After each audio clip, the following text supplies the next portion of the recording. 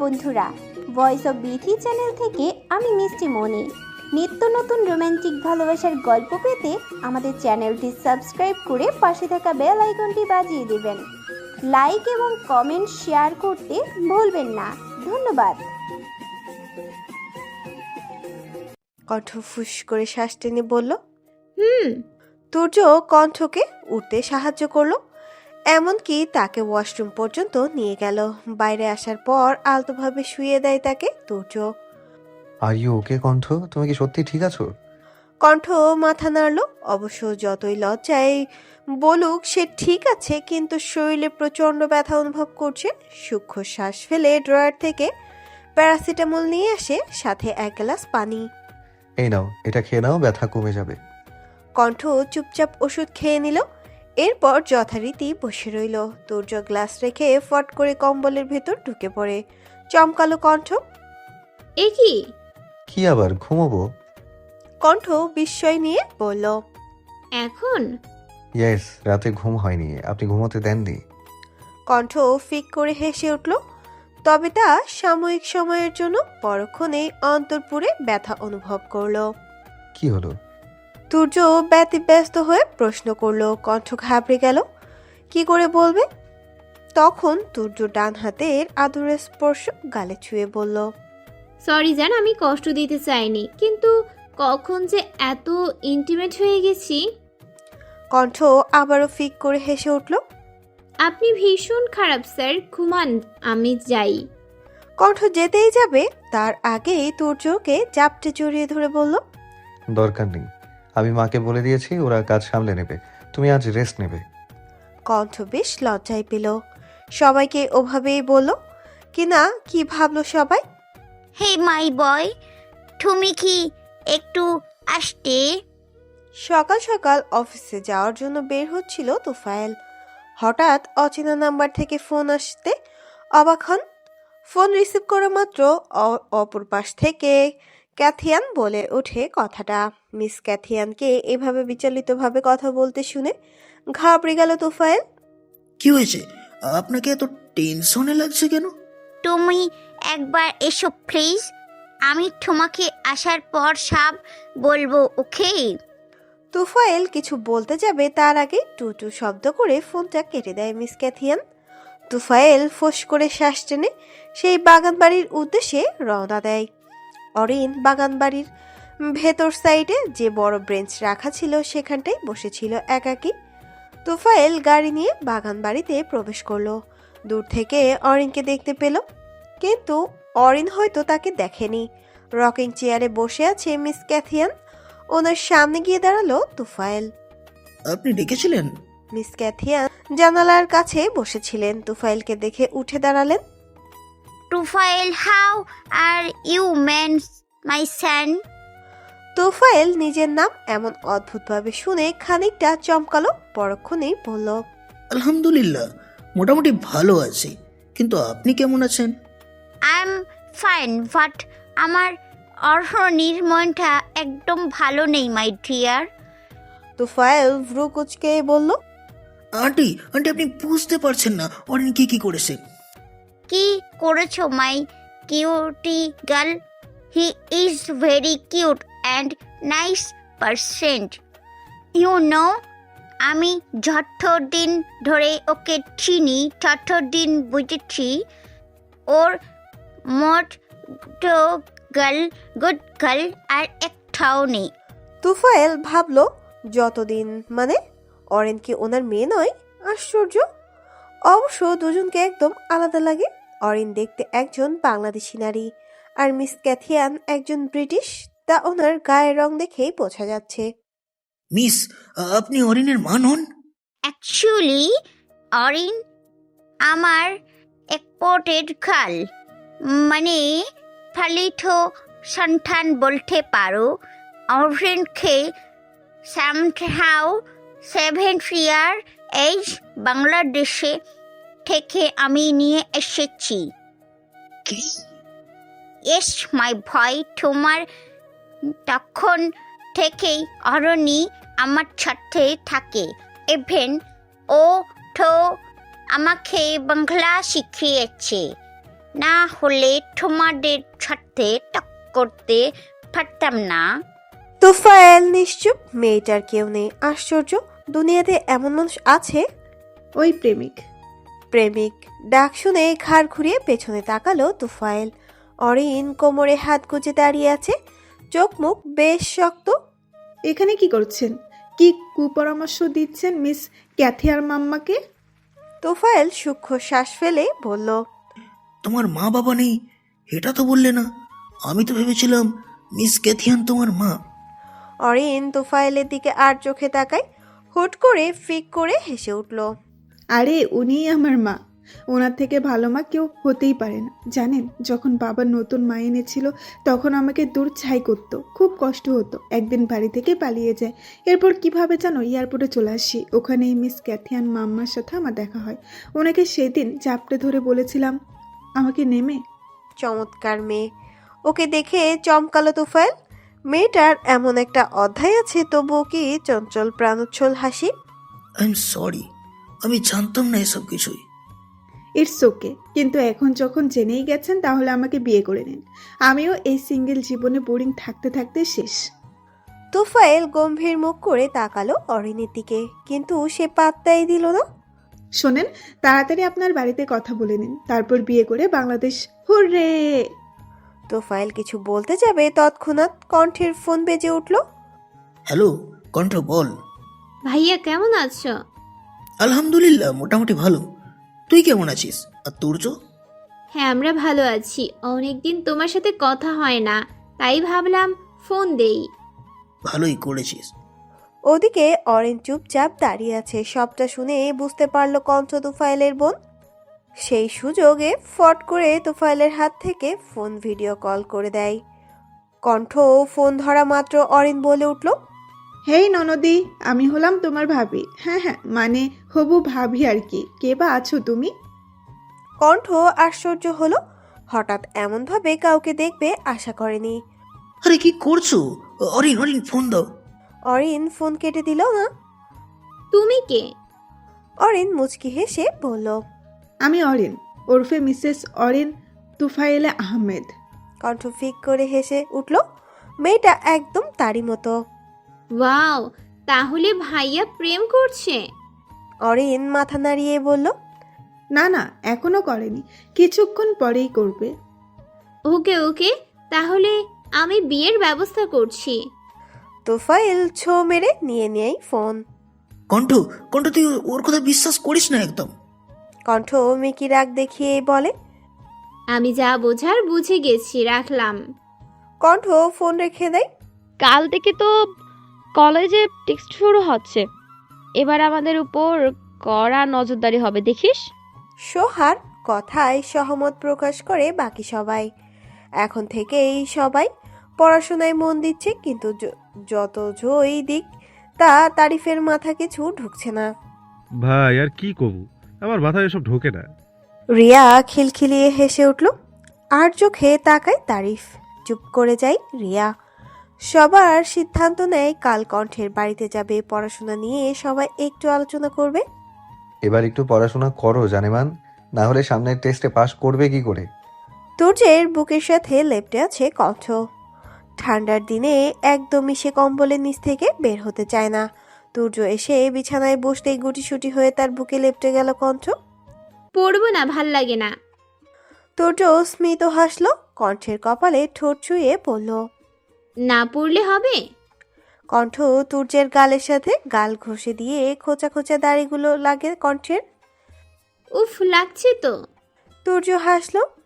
এটা কি আমার দোষ? নিজেই তো গাল ঘষেছ। কণ্ঠ তুর্যকে জড়িয়ে ধরে, তুর্যর কপালে চুমু দিয়ে চোখ বুঝে নেয়। তৎক্ষণাৎ দরজায় টোকা দিল সাহা খান। তুর্য, বাবা তুর্য। তুর্য বিছানা থেকে উঠে গিয়ে দরজা খুলে দেয়। সাহা খান বাইরে দাঁড়িয়েই আওড়ালো, সহিতে এসেছে তোর সাথে দেখা করতে। তুর্য সূক্ষ্ম শ্বাস ফেলে বলে, আচ্ছা আমি আসছি। সাহা খান বের হয়ে যেতেই কণ্ঠ বিছানা ছেড়ে উঠে দাঁড়ালো। তুর্য ওর কাছে যেতেই দুপা পিছিয়ে গেল কণ্ঠ। কি হলো? কিছু না। কণ্ঠ ওয়াশরুমে চলে গেল। তুর্য মুচকি হেসে। বউটা তার বড্ড অবুঝ। ড্রয়িং রুমে শর্ট ড্রেস পরে বসে আছে সহিতা, বারবার হাতের ওয়াচে টাইম দেখছে। তুই এখানে হঠাৎ? তুর্য সিঁড়ি দিয়ে নামতে নামতে প্রশ্ন করে সহিতার উদ্দেশ্যে।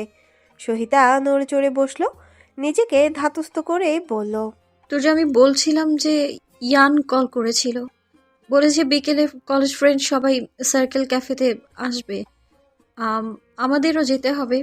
তুর্য ভ্রু কুচকালো।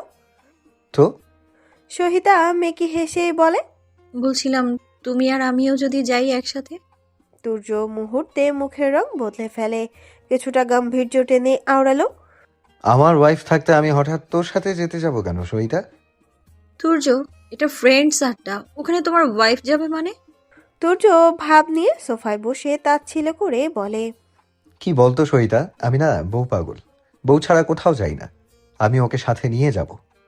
সহিতা চরম পর্যায়ে রেগে গেল। ওদিকে দোতলায় দাঁড়িয়ে ওদের দেখছে কণ্ঠ, কি কথা হচ্ছে তা বুঝতে পারছে না। মাঝে মাঝে দেখছে তুর্য হারছে, সহিতাও কথার পিঠে মুচকি হাসে। এগুলো ভীষণভাবে কষ্ট দিচ্ছে কণ্ঠকে। কিছুক্ষণ কথা বলে চলে গেল সহিতা, কিন্তু যাওয়ার আগে দোতলার দিকে নজর পড়তে কণ্ঠকে দেখে বাঁকা হাসলো সে। হ্যালো হ্যালো, এটা কিন্তু ঠিক নয়। I love you. অরিন তোফায়েলের পায়ে পা মিলিয়ে হাঁটছে, বারবার একটা কথাই বলছে। তোফায়েল অস্পষ্ট স্বরেই বলে, আচ্ছা ঠিক আছে, বিকেলে দেখা করো, তখন বলবো। অরিনের অধরে মিষ্টি হাসি খেলে গেল, চোখ দুটো চিকচিক করছে। তোফায়েল অফিসের উদ্দেশ্যে রওনা দেয়। যেতে যেতে একবার তাকালো অরিনের দিকে, মেয়ে একটু বেশি মায়াময়। মিস ক্যাথিয়ান, মাম্মা। অরিন মিস ক্যাথিয়ানকে জড়িয়ে ধরে। অরিনকে খুশি দেখে উনি নিজেও খুশি হয়। হো মাই আরনি, হোয়াট হ্যাপেন? তোমাকে খুব হ্যাপি লাগছে। অরিন উৎফুল্ল হয়ে উঠল। ইউ নো মাম্মা, তুফাইল বলেছে আজ বিকেলে ওনার সাথে দেখা করতে, আমাকে হয়তো অ্যাকসেপ্ট করে নেবে। Oh my god, it's great news. তাহলে তুমি তোমার লাইফ, আই মিন ভালোবাসা পাবে? Yes yes mamma, I am so happy. অরিনকে খুশি থাকতে দেখে বেশ আনন্দিত হয় মিস ক্যাথিয়ান। বিয়ে করবে আমায়? জনসমক্ষে এভাবে ভালোবাসা প্রকাশ করতে আছে, এটা মোটেও ঠিক নয়। লজ্জায় গুটিসুটি হয়ে দাঁড়িয়েছে তোহা। ছি, সবার সামনে এমনভাবে ভালোবাসা প্রকাশ করতে আছে। সান অধর টেনে হাসলো, মেয়েটা বড্ড বুঝ। ভালোবাসা প্রকাশ করতে না পারলে সেটা কেমন ভালোবাসা? তোহা মাথা নুয়ে অস্ফুট স্বরে বলল, বেশি প্রকাশ করলে তা হারিয়ে যায়। সান হাঁটু গেড়ে বসলো, টকটকে লাল গোলাপগুলো তোহার সামনে বাড়িয়ে দিল। আগে ভালোবাসা গ্রহণ করো, এরপর দেখো যতই আমি প্রকাশ করি হারাবো না। তোহা নিশ্চুপ, এদিক ওদিক তাকায়, কেউ দেখছে কিনা তাই লক্ষ্য করছে। আসলে আমি বুঝছি, তুমি তোমার চাচা চাচির মতামত ছাড়া কিছু করতে পারবে না, তাই তো? তোহা মাথা নাড়িয়ে সম্মতি জানালো। সান স্মিত হেসে বলল, সব সামলে নেব, আপাতত তোমাকে আমার বন্ধুদের সাথে মিট করাবো। তোহা আবারও আগের ন্যায় মাথা নাড়ালো। তারিফ একটা মুভির অডিশন দেখতে গিয়েছে স্টুডিওতে। এর আগেও বার কয়েক অডিশন দেওয়ার পরেও পারেনি তারিফ। তার পারফরমেন্স ভালো হওয়া সত্ত্বেও টাকার জন্য তাকে বারবার রিজেক্ট করেছে। এবার পুরো কনফিডেন্স নিয়ে যাচ্ছে তারিফ। স্টুডিওতে ঢোকা মাত্র দেখলো আর কিছু লোক লাইনে দাঁড়িয়ে আছে, তাতে আন্দাজ করতে পারলো অনেকেই অডিশন দিতে এসেছে। পাশে রাখা একটা চেয়ারে বসলো তারিফ, কপালে জমেছে বিন্দু বিন্দু ঘাম। কি হবে জানা নেই, তবে নিজের উপর তার বিশ্বাস আছে। তারিফ, মেয়েলি কণ্ঠে ভরকে গেল তারিফ। ঘুরে তাকাতেই চোখ দুটো ছানা বড়া হয়ে গেল। তুমি? আরিফাকে দেখে বেশ অবাক হয় তারিফ। আরিফা তাদের প্রতিবেশী ছিল, এমনকি তার সঙ্গেও বিয়ে ঠিক হয়েছিল তারিফের। কিছু কারণবশত সেই বিয়ে ভেঙে গেল, কিন্তু মনের এক কোণে সুপ্ত অনুভূতি ছিল আরিফার জন্য তারিফের মনে। আরিফা তারিফকে দেখে অধর বাঁকিয়ে বলল, তুমি এখানে কি করছো? By the way, you know it's my husband studio. Tarif সূক্ষ্ম শ্বাস ফেলল। সে সত্যি জানতো না এই স্টুডিও আরিফার হাজবেন্ডের। যদি জানতো তাহলে হয়তো কখনোই আসতো না। আসলে আমি অবশ্য জানতাম না তোমার হাজব্যান্ডের স্টুডিও এটা। আমাকে এখান থেকে অডিশনের জন্য ডাকা হয়েছিল, তাই এসেছিলাম। আরিফা চিবুক শক্ত করেই বলল, ওকে, তাহলে দাও তুমি অডিশন। আরিফা নিজের স্টাইলে ভেতরে প্রবেশ করলো। তারিফ নিষ্পলক চেয়ে থাকে। মেয়েটা খুবই স্বার্থপর। ভালো হয়েছে ওর সাথে বিয়ে হয়নি, তাহলে কি থেকে কি হতো। তবুও ভেতরে একটা খারাপ লাগা কাজ করলো তারিফের। যতই হোক একটা সময় তাকে ভালোবেসেছিল। বিকেলের দিকে সবাই কণ্ঠের বাড়িতে গেল পড়াশোনা নিয়ে আলোচনা করতে। কণ্ঠ প্রথম দিকে একটু ঘাবড়ে গেল। এটা তার শ্বশুর বাড়ি, যদি কেউ কিছু বলে। কিন্তু তাকে অবাক করে দিয়ে অহনা খান সাদরে আপ্যায়ন করে সবার। কণ্ঠকে চোখের ইশারায় বলে ওদের ঘরে নিয়ে যেতে। কণ্ঠ সবাইকে নিজের রুমে নিয়ে গেল। সবার বিষয়টি ভালো লাগলেও সাহা খানের একদম পছন্দ হয়নি। তিনি ভীষণ বিরক্ত হয়। ব্যালকনিতে বসে আছে সবাই। ওদিকটায় অনেকটা জায়গা থাকায় কারো বসতে অসুবিধা হয়নি। এই কণ্ঠ, তোর কি হয়েছে বলতো? তাহিয়ার প্রশ্ন রীতিমতো এড়িয়ে গেল কণ্ঠ। কই কিছু না তো, তোরা কি খাবি বল, আমি নিয়ে আসছি। ব্যাপারটা বেশ ধরতে পারল সান। কণ্ঠ যে তাদের থেকে কিছু একটা আড়াল করছে। এই কণ্ঠ, তুই এভাবে এড়িয়ে যাচ্ছিস কেন? ওর কথায় সায় দেয় সোহা। হ্যাঁ ভাই, তোর হলো কি?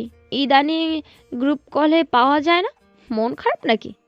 রিয়া ফোরন কেটে বলল, আরে বুঝিস না, দুলা ভাই ওর সারা রাত পড়াশোনা করে, আহলে কি কষ্ট। কণ্ঠ সরু দৃষ্টিতে তাকালো রিয়ার দিকে। রিয়া চুপ করে গেল। সকালে শহীদার ব্যাপারটা বলতে চায় না কণ্ঠ। যতই হোক তুর্য স্যার তার স্বামী হয়। কি ভেবে কারো সামনে তাকে ছোট করবে? কখনোই সম্ভব না। সবটা আড়াল করতে বলে ওঠে, আরে তেমন কিছু না, সামনে পরীক্ষা, তাই নিয়ে একটু ভয় হচ্ছে আর কি। সবাই কণ্ঠের কথা মেনে নেয়। এরপর একে একে সবাই নোট বের করে পড়তে শুরু করে। তারিফের ফোনে টুং করে একটা নোটিফিকেশন আসলো।